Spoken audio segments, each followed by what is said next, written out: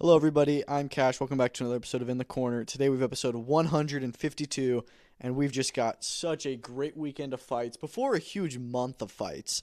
I mean, when you look at the May calendar, it's always one of the biggest of the year. I would be shocked if any other month this year can actually top May because, I mean, you got Inoue Nakatani, Benavidez Zurdo, and UFC Perth all on Saturday. Next weekend, you've got UFC 328 and Wardley versus Dubois. Weekend after that, you got Rousey versus Carano. You got Allen versus Hrgovic. You got Keyshawn Davis versus Nahir Albright too. Weekend after that, you got Alexander Usyk, Rico Verhoeven in Egypt. And the weekend after that, you got Bivol versus Eifert, Foster versus Ford, Amanda Serrano's return on the MVP card. We're just locked in the whole month. So many amazing fights. And there's other ones that I didn't even mention.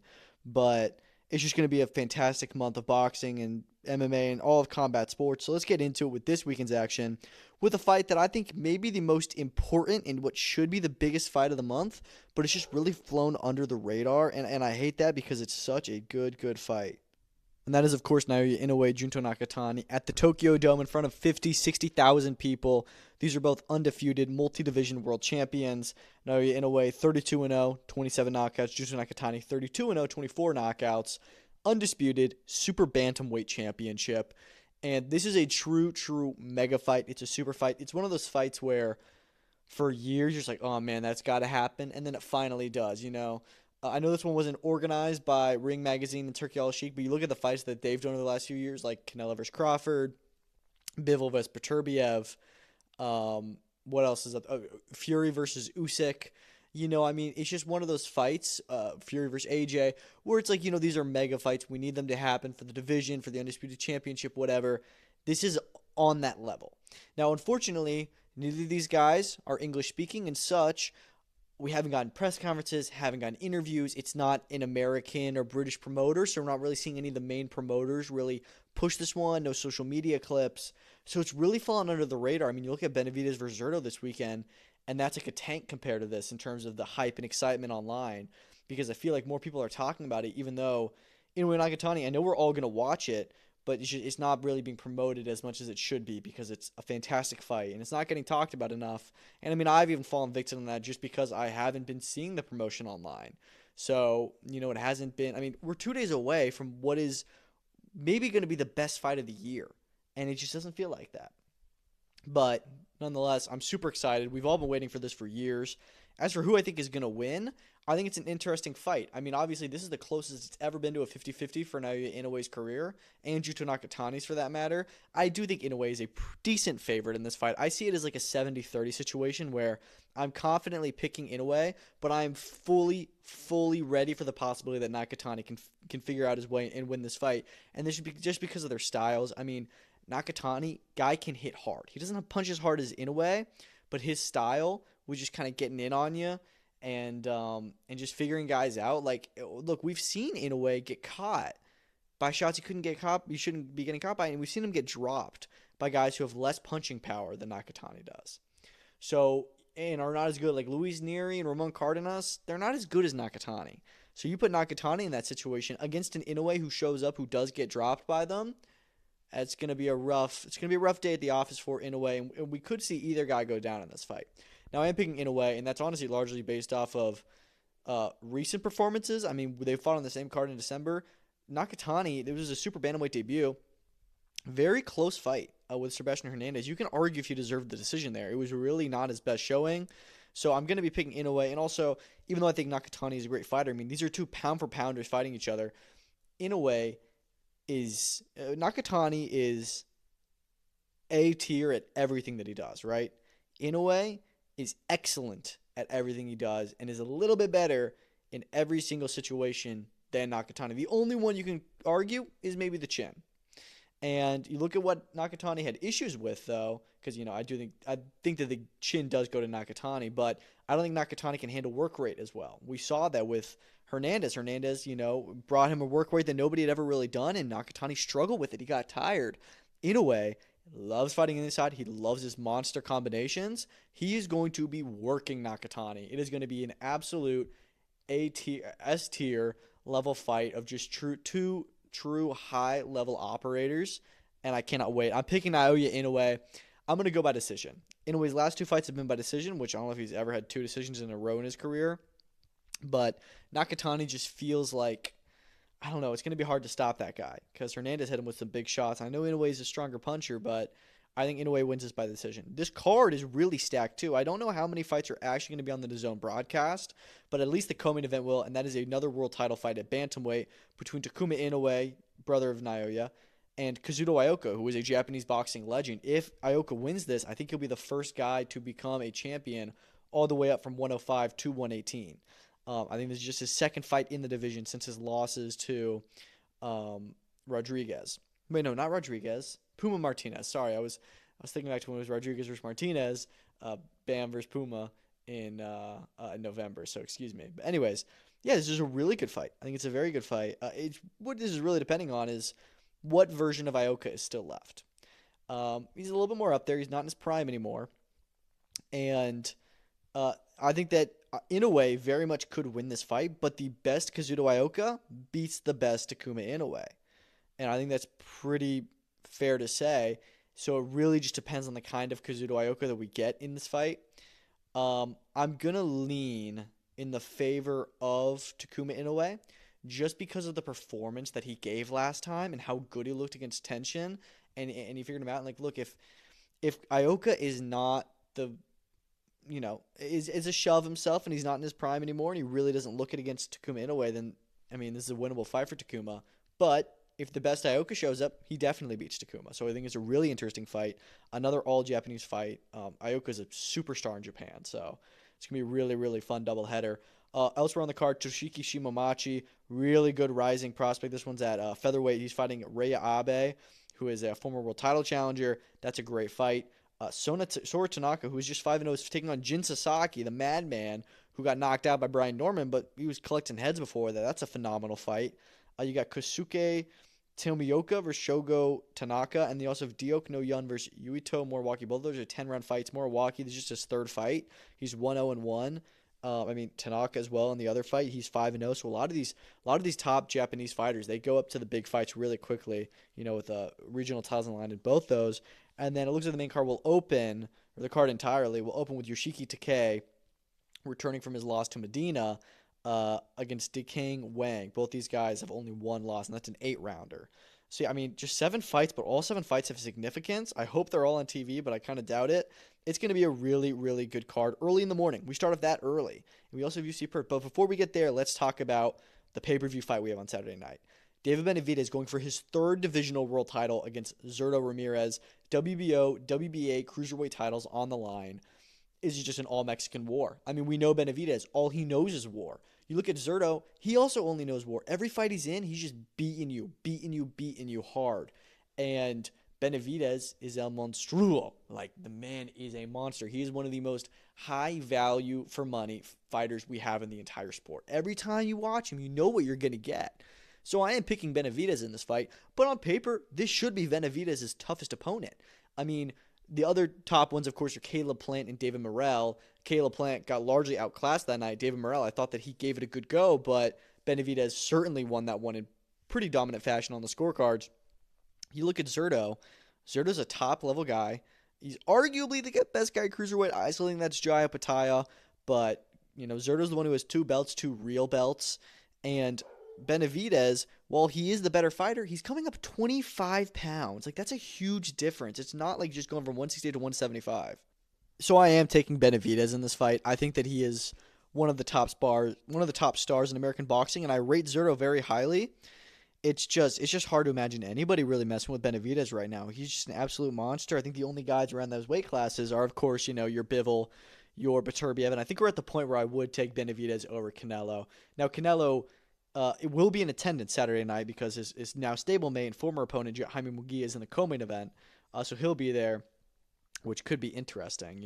Benavidez is taking the Cinco de Mayo slot, and Zurdo, should give him their respect. It's an all-Mexican card.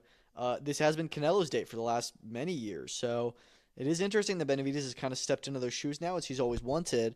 But yeah, I think it's a great fight. I think it's going to be an all-out war. I think Benavidez wins by decision. I don't think that anybody's really going to stop Zurdo. The man is he's just so big, and I do think Benavidez is really big, and I hope that size comes out on fight night. He says he wants to fight Usyk later. Like, he wants to go up to heavyweight, and I think he can do it. Yeah, so I'm picking Benavidez in this fight. Mexican monster by unanimous decision. Should be should be just an absolute barn burner. Rest of the card is solid. Co-main event: Jose Armando Resendiz versus Jaime Munguia. This is the WBA super middleweight title. Resendiz, of course, won the interim title against Caleb Plant. Dominated Caleb Plant. That was the upset of the year for me in last year.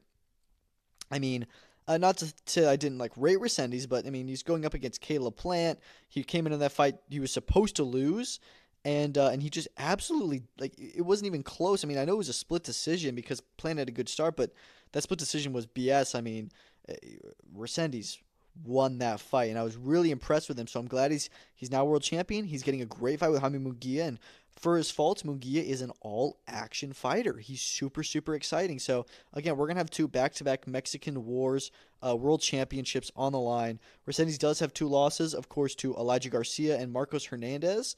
Munguia's 2 losses, 1 to Canelo, 1 to Bruno Saras, which he did avenge later. Munguia's coming off the win over Saras and, a little PED drama just a year later exactly. And while I think that a very good version of Munguia can win this fight, it's just issues like that really give me pause. I think that his trajectory, he's fallen off a cliff since in his rise to fight Canelo. I mean, he was like 42-0, and now he's 45-2, which is still very solid. But I don't know. It's such a good fight. I'm really on the fence here. I want to pick Resendiz because he looks so good against Caleb Plant, but that's just a question of how gone was Caleb Plant.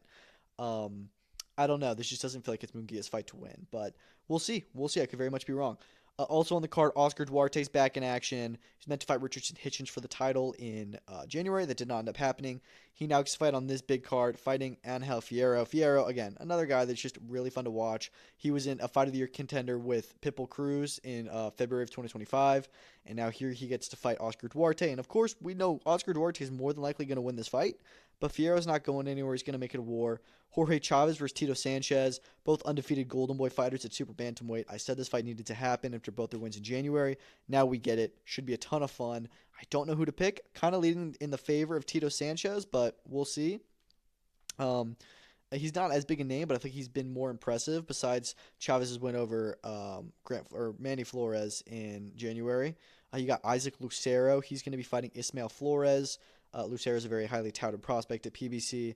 Daniel Blancas is on the prelims, as is the second fight of Dylan Capetillo. Very exciting Golden Boy prospect that they're pushing a lot. And Juan Carrillo versus Marlon Delgado. Both those guys are undefeated. So it should be fun. It should be a really fun 8-fight card from the top to the bottom. 5 fights on the pay-per-view, which is uncommon for PBC, but we'll take it, man. Yeah, really looking forward to that one. Also on Saturday morning, I mean, you're starting off the day bright and early with a ton of great fights. UFC is back in Perth, Australia. I believe this is the first time they're doing an Australian card at the local time, so it's not going to be middle of the day for them on Sunday. It's going to be a prime time Saturday night for the Australian fans, which I think is sick. Does mean we have to get up early, but I'm cool with that. Main event, Jack Della Maddalena versus Carlos Prates. This is just a striker's delight. It's such a fun style matchup. I think it's one of the best fights that could be made in this loaded welterweight division, and I don't think that people should be writing off JDM. I know that Carlos Prates is a slight favorite in this fight, and JDM is coming off of getting dominated by Islam, but that was a really poor style matchup against Islam Makhachev. JDM's a striker. He's a boxer. He can't really wrestle. So I think he's going to have way more success against Carlos Prates, and I'm honestly seeing him as a bit of a favorite. At least on paper, I feel like he should be given his credit. That being said, Carlos Prates' rise, aside from the Ian Gary fight, which was just a bad performance, he's been knocking MFs out. Like, just everyone, he's just been sliming. He slimed out Leon Edwards, man. Nobody's ever slimed out Leon Edwards like that. So, yeah, I mean, oh, gosh, this is such a good fight. I'm so happy this is the main event, man. I think it's so interesting. I really don't know. I feel like this is one of those fights where if it goes the distance, JDM will take it. But if Carlos Prates can land that shot, my goodness. So, yeah, I'm going to pick JDM. But I'm not confident in that. I may switch it between now and the fight night. But, yeah, really, really good fight. Co-main event, Beneil Dariush. He's got a tough fight ahead of him with the rising prospect Quillen Salkilled. We all know how this is going to go. I'm picking Salkilled by knockout. He's been steamrolling everyone. Beneil Dariush is on a losing streak. He's on his way out. And this looks like the opportunity for Salkilled to get a rankings shot. I wasn't expecting this fight, but I'm happy with it. I think it's good. It's a good step for Salkilled. You got Tim Elliott versus Steve Erceg before that. That's a great fight. I see Erceg's the favorite in this. I actually think Tim Elliott wins it. I think Elliott's a really good gatekeeper that can upset the odds. We saw that with Kaya Sakura, and Usyk has not impressed me at all since his win, or not his win, but since his loss in the title fight with Pantoja. He looked great then. Since then, it's 2 losses and 1, win that wasn't that impressive. So yeah, I'm gonna pick Elliott. Marwan Rahiki's gonna have a very easy fight on the main card. Shamil Gotsiev, everyone's favorite, is fighting Brando Pericic. That one's going to be interesting. Gotsiev, of course, is coming off of the loss to Waldo Cortez Acosta. Meanwhile, Pericic is coming off a win over Louis Sutherland, who we'll talk about in a second. Pericic is undefeated in the UFC, but if I'm being honest, I think that this may be them trying to fast-track him. I'm going to pick my GOAT, Shamil Gotsiev. Let's see if I'm wrong. Also on the card, as I just mentioned, Tai Tuivasa will be fighting Louis Sutherland. Now, Tai really, really needs this win. He's on a 6-fight skid. And he loses this, you got to think he's out of the UFC. Luckily, they're putting him up easy with Louis Sutherland. He's been fighting just killers. So, yeah, I'm going to pick Ty to win this one. He needs it. He really needs it, and I think he'll be able to do it. Prelims, you got Cam Rouston.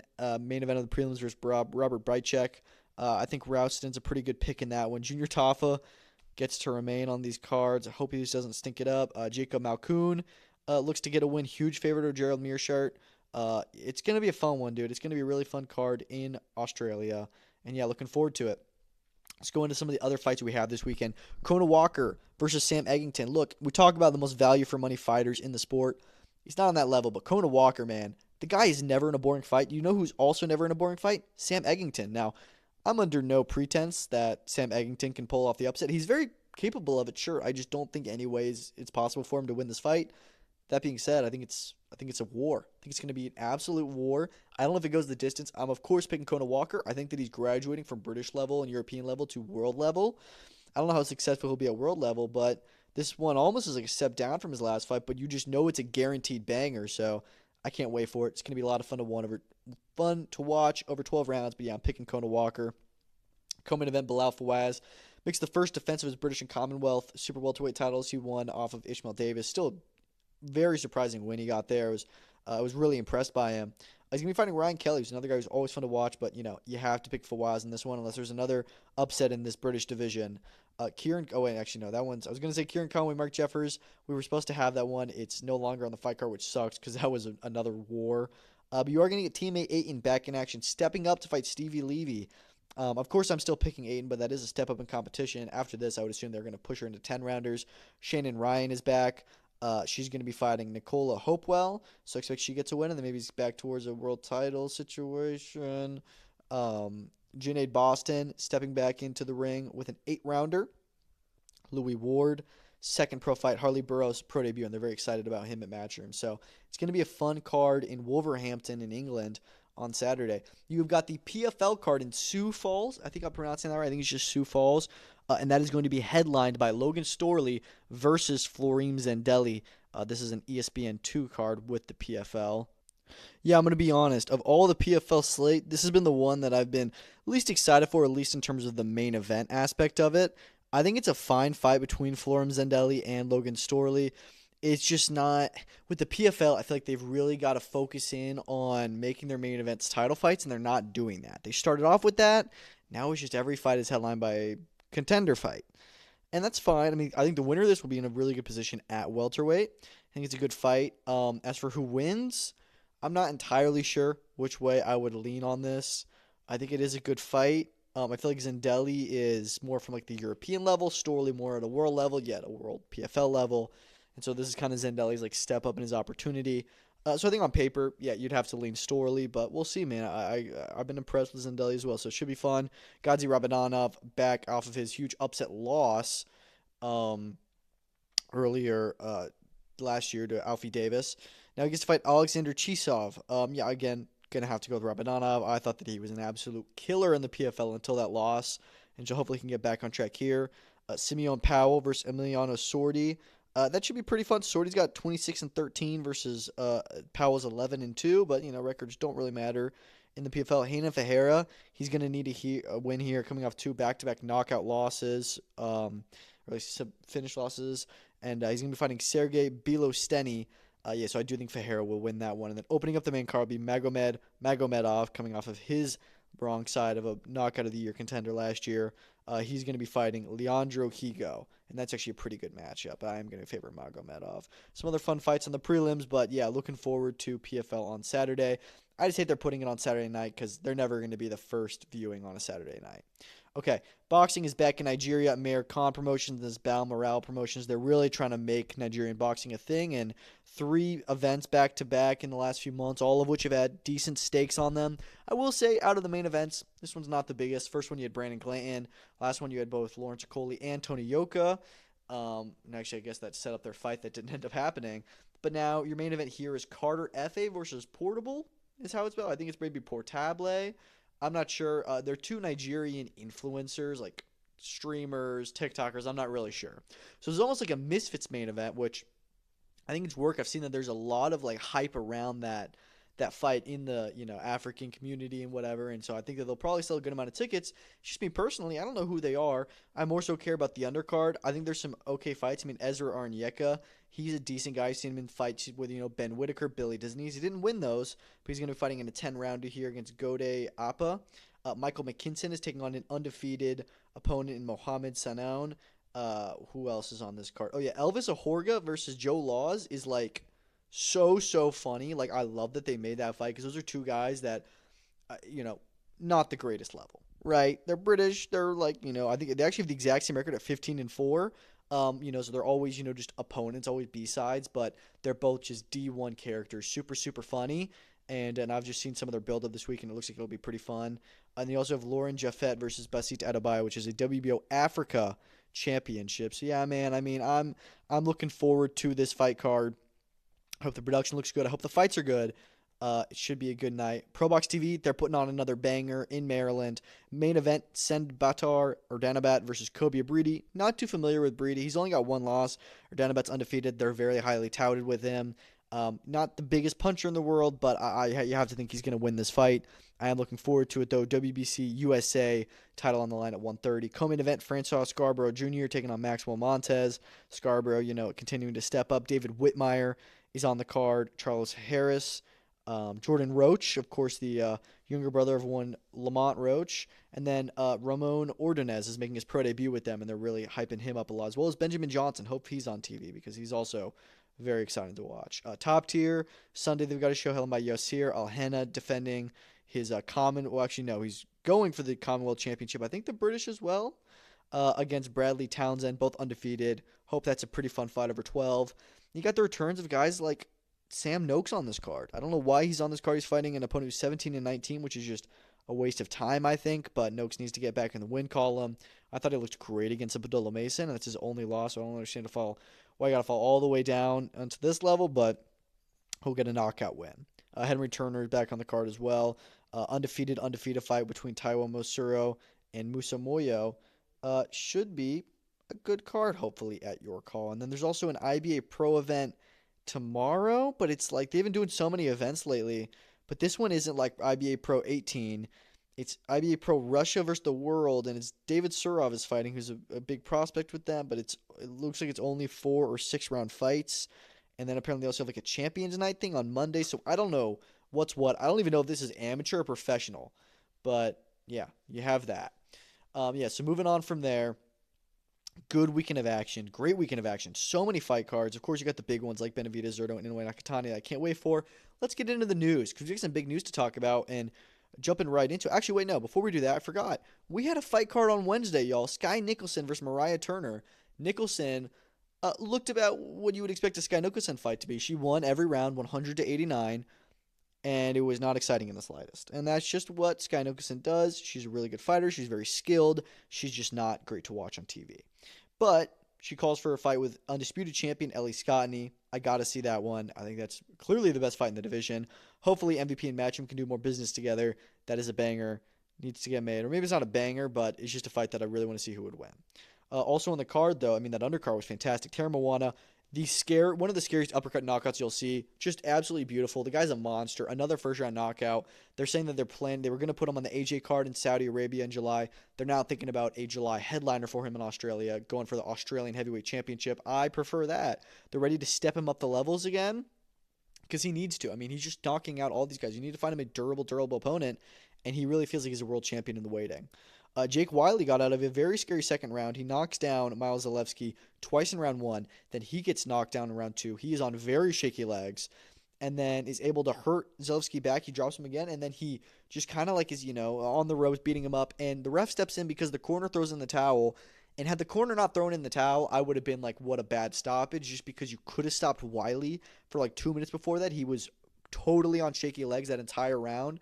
And then as soon as Zalewski's hurt, that's when they stop it. But his corner stopped it. So, you can't complain. Before that, you had a phenomenal fight. Just great 10 rounds of action. Benjamin Hussein upsetting the undefeated Andrew Hunt. I definitely recommend watching that fight. Just pure war. So many shots landed. A lot of punishment. And then opening up the main card was Jesse Bolt, who had a phenomenal second-round knockout. So really strong start from this new Matchroom Australia era on their new broadcaster. But let's get into some big fight news. We've got so many big fight news. And first up, Canelo Alvarez, Christian Mbilli is reportedly a done deal for September in Riyadh. Mike Coppinger reporting it. The Tiger essentially confirming it. And, of course, it was reported by Ring Magazine. DAZN, I saw they said live on DAZN. So hasn't been announced yet, just reported. But this is essentially an announcement. Looks like we're going to get it for, I think, September 12th. And yeah, I can't wait, dude. I feel like Mbilli, I've been waiting for him to get a shot at Canelo. He's been one of the top guys at 168 and feel like he was clearly next in line for succession. Now that Crawford has won all the titles off Canelo and then, retired, all of these world championships have gone vacant or given to new guys who are interim champions like Mbilli. So Mbilli is now a WBC champion. You knew Canelo was going to go right back into a world championship. You look at who's the biggest name of those champions, and you have to think, yeah, it's probably Mbilli. And he's the most available, I guess. So they made a Canelo versus Mbilli happen. You can argue this is the best fight in the division. I would say maybe that's Canelo versus Iglesias, but I have no issue saying it's Canelo versus Mbilli. Looking forward to it. I definitely think the timing of this was important, them dropping it, 2 days before Benavidez's fight. But, yeah, really looking forward to that one. It's a big fight, and I'm happy for Mbilli to get that opportunity. Another huge fight was announced, and that is Errol Spence, Tim Tszyu. Now, I didn't see this one officially announced on social media, but I was seeing the poster places, people saying it's confirmed. And so, yeah, July 25th in Australia, live on PBC pay-per-view. It's really cool that Spence is finally making his comeback. I really didn't think he was going to. I think Tim Tszyu is a phenomenal comeback opponent. He's coming back in a really tough fight, but also not, a guy who's a killer right now. And Tszyu's still on his comeback, but it's a big fight. And doing an Australian is really cool. They can get Spence down there. I just hope it's a good card because you would think with this being Australia, it's going to be largely no-limit fighters. And I don't know if they have the funds and the fighters to justify a, like an $80 pay-per-view. So I think you're going to definitely have to send some of the PBC fighters down under. If they can get Liam Paro versus Lewis Crocker on that card, there you go. I mean, that's a good one. World title fight that No Limit should be putting on. So the WBO made a statement this week saying that the upcoming light heavyweight title fight between Dmitry Bivol and Michael Eifert, they will not be putting the WBO title on the line since it's being held in Russia. And due to the ongoing war with Ukraine, they don't want to sanction a fight in Russia. And on one hand, I'm like, okay, but also, can we just keep politics out of boxing? They're not stripping Bivol, so he'll remain champion. So say Eifert somehow wins, he doesn't get to have the WBO belt. And it's just like, dude, whatever. Like, I don't think anybody was going to critique the WBO for sanctioning a fight in Russia. It's just a site. And, I mean, I don't know. I don't like it when they make these political statements. Also, because they didn't do this before the fight. When the fight was being negotiated, the WBO obviously would have known it was happening in Russia. And they could have then said, hey, we don't want to put this on the line. But instead, they waited until after the announcement of the fight to then make a publicity stunt. So I don't really like them trying to do it just for clicks, but game's a game, I guess. The official undercard for Xander Zayas versus Jaron Ennis has officially been announced.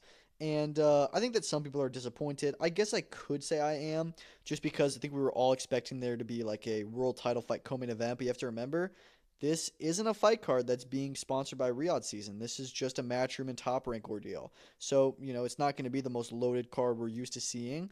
So they weren't able to get a big co-main event, but I think there's some solid fights on here. Co-main event is going to be Emiliano Vargas versus Bryce Mills. Bryce Mills, a prospect out of New York, always fights on those cards in Verona. And, I definitely think Emiliano Vargas is the favorite in this fight, but it's a good opponent. I mean, two prospects fighting each other, and Emiliano Vargas' third consecutive co-main event, this time on pay-per-view. So they're really trying to push him up the levels. Before that, which I think this could be co-main event was Ben Whitaker. He'll be fighting Richard Rivera. So yeah, not the biggest name opponent that we were kind of hoping for. We were hoping for Kilo Ko, Jesse Hart, Memo Gallegos. Not too familiar with Rivera. He's 27-2, but he should still give Whitaker some rounds while also being able to get beat up and make Whitaker look good on his U.S. debut. And the best fight on the undercard, Jahai Tucker versus Yuri Cedeno, two prospect fighters. Actually, I think this, it is Yuri Cedeno. I think that they initially had it as the wrong Cedeno. They at first they had it as Hendry Cedeno, but they fixed it now. And yeah, dude, great fight. Two middleweight prospects. Tucker does have the one loss. Cedeno was undefeated, and this is a really, really good middleweight fight. I mean, Tucker's looked at breaking into the top 10 of middleweight, and Cedeno not far behind him. So if Cedeno can beat him, which I think is very, very likely because Tucker's just not always consistent, it'll be great. So yeah, I'm cool with that 4-fight card. We'll see if more fights are added, but I'm very happy with it. Turki Al-Sheikh said that he will only have AG versus Fury happen in London if Dua Lipa performs. I don't even know what this is. He was getting some clicks on Twitter. Like, is Turki a fan of Dua Lipa? He doesn't seem like he'd be a Dua Lipa fan, but whatever, dude. I hope he's just joking. I know he also likes to troll, but he's definitely trolling. Because, like, why would we need Dua Lipa to perform there? And why is that a stipulation? Like, it's only happening in London if Dua Lipa is there. Like, this fight needs to happen in London. Apparently, Rafael Espinoza versus Brandon Figueroa is being planned for September time. I love that. These are two very fun to watch, tall featherweight champions. It'd be a WBO and WBA unification. You know what's also in September? Canelo versus Mbilli. They're Mexico versus the world card. This one, a Mexican versus a Mexican-American. Sign me up, man. Sign me up. It's unification. We need unifications at 126. Espinoza's the man. I was impressed with Figueroa versus Nick Ball. Let's run it. David Morrell versus Zach Chile has officially been added to the May 9th Worldly Dubois card as reported earlier this week. I don't know why Morrell is on that card. It's such a random fight, but okay. And then also added was Bakodir Jalalov back in versus Agron Makisi. And I got to be honest, dude, Jalalov, like, when are we going to stop messing around, man? I think he's about 31, 32. Keeps on going back and forth between professional Olympics. I mean, this guy is being said to, he could be the future of the division. When are you going to step up? And he hasn't even looked good in his last few fights. He's very, like, just heavyweight slop. So I don't know. He's on pay-per-view here, so hopefully he shows to be good for it. A lot of other cards announced. Let's run through it. Adam Azim versus Steve Claggett will happen May 30th in London. So May 30th is just going to be a really, really busy day for boxing and such. And I'm going to be out of town that day, so that's going to be a rough one to get caught up on. But I think this is overall a very, like, when I saw this, I was like, yeah, that's the exact kind of opponent that I would expect for Adam Azim. And that's not necessarily, like, throwing shade at him. It's just, like, the kind of fighter that they have him come up against. I mean, they always try and put him in with a guy who's a solid name, who has recently lost to a good world champion. I mean, look at what they've done. Look at the game plan they've done. Sergey Lipinets, Ohara Davies, Kurt Scooby. Or I guess Kurt Scooby was a little bit different, but he was stepping in late for Zaur Abdullayev. They were going to have him fight Gustavo Lemos. Just these fringe-level guys who, Adam Azim is clearly going to beat, but he can use it as a litmus test and say, oh, I stopped Steve Claggett. Teofimo Lopez didn't stop him. But this is still a good fight with concerns to Azim's IBF ranking. After he wins this, he'll probably be really close to fighting the winner of Bjarsanov Delgado, which we're expecting to be the vacant world title fight held with the IBF. But, who will see? Also, I just saw that Manel Kape versus Kyoji Horiguchi. Actually, we'll go through this in a second. But really, really looking forward to seeing Adam Azim back in action. I would have preferred him to fight somebody better, but this makes sense. And he wins this, you're going to have to get him a world title shot soon because boxers just not been doing great on that front in terms of getting Adam Azim the fights he needs. I feel like Adam Azim had an opportunity to leave, and then he's re-signed with them, which I don't understand. Anyways, let's keep moving through this. Pierce O'Leary, Mark Chamberlain's being rebooked for August 1st in Dublin, as it should. O'Leary had a great atmosphere at the last event. And now here we get to see him, showcase in the main event against Mark Chamberlain, which was a great fight. He was meant to be on that card. August 1st, rebooking it for, end of the summer. I love it. Also announced, we expected this, Zuffa Boxing 7 will be in Bournemouth June 6th with Chris Smith versus Ryan Rozicki. Now, I expected that they would do this. Some people thought they would immediately do CBS versus Japataya, but when they signed Rozicki, I was like, they're going to sign you're going to do CBS versus Rozicki. Winner's going to fight Jai later this year. And I'm cool with that plan. Rozicki is still seen as like a top 10 cruiserweight. So now he gets an opportunity on like a big show, and they're going to go head-to-head with Matchroom for the first time. It's the first Zuffa UK show, and it's also the first one that'll actually have people at it, so that's pretty cool. But really looking forward to seeing that event. Hopefully it's good. They also apparently signed Cesar Mateo Tapia and Sergey Derevyanchenko, which again, two guys, and I'm like, yep, that makes sense that Zuffa would sign them. He's just a certain caliber fighter, like fun fighters to watch who aren't the best, in weird positions in their career promotionally, and not seeing them in a ton of big fights. So, yeah, feels good. MVP officially announced they will be back at the Caribe Royale in Orlando with MVP W4. It'll be on ESPN Plus, and this makes sense because it's not their biggest card. It's a lot smaller than the other ones, but still 4 world title fights. You're going to have a main event, O'Shea Jones versus Elia Carranza 2. I was actually at the first fight in Atlanta, and I got to say, didn't think it was as close as the scorecards had it. I thought O'Shea Jones pretty much dominated her, but they're running it back either way. That's an IBF super welterweight championship. Co-main event will be Tiara Brown finally back in action. She's not been active enough, but she's a great fighter. Defending the WBC featherweight world title, she won off Sky Nicholson. She's going to be fighting Hannah Rapp, who is 8-0-1, so that should be a solid matchup. Jasmine Artiga will be defending her title. I think she's WBA 115-pound champion. No opponent yet, but I think she's out of Orlando, so that makes sense. And then Evelyn Bermudez versus Estefani Alegria, which is going to be a unified light flyweight championship with 3 of the belts on the line. So IBF, WBA, and WBO. So that's a great one. I mean, just a loaded card. You also got Keno Marley fighting on this card, as well as Julie Polka, who was a former Misfits fighter. She's going to be going pro now because she's one of the best fighters the Misfits had. So really good card in Orlando. I love the MVP cards down there, and it should be a fun weekend. Okay, let's talk about what I was just mentioning. UFC Baku, or actually, no, not UFC Baku. That's the next week. I feel like this should be the main event of UFC Baku, though. We are going to be getting the main event, Manel Kape versus Kyoji Horiguchi for the Apex on June 20th. I don't know why this is an Apex fight. It's way too good. This is a title eliminator. It's just ridiculous. Co-main event, looks like you're going to have Ion Cutelaba versus Navajo Sterling. Mesquita versus Mullins. Lima versus Borjas. And Emil versus Rodriguez. Yeah, not the best Apex card at all, but that main event, man, that's a great main event for the Apex. It should be in Azerbaijan, but whatever, dude. We're still getting the fights. Nonito Donaire is finalizing a fight with Jason Maloney for the undercard of Eubank versus Zarafa in September. So is Eubank Zarafa actually done? And who is promoting this fight in Australia? Zarafa was just dropped by No Limit after the whole Nikita Tszyu thing. That's what I heard. I heard he's no longer with them. He's a free agent. And Jason Maloney's with Tasman Fighters. Is the only other real promoter there. Is it Tasman Fighters? But, like, there's no way that they can pay Chris Eubank and even, like, Nonito Donaire. I think Nonito Donaire should retire, but got to be honest, him and Jason Maloney, I actually don't mind that fight. I think it's actually a pretty good and well-matched fight at this stage, and I think it would maybe favor Jason Maloney. But, yeah, I mean, and I think Eubank Zarafa's not horribly matched either. It's just, who's putting this on?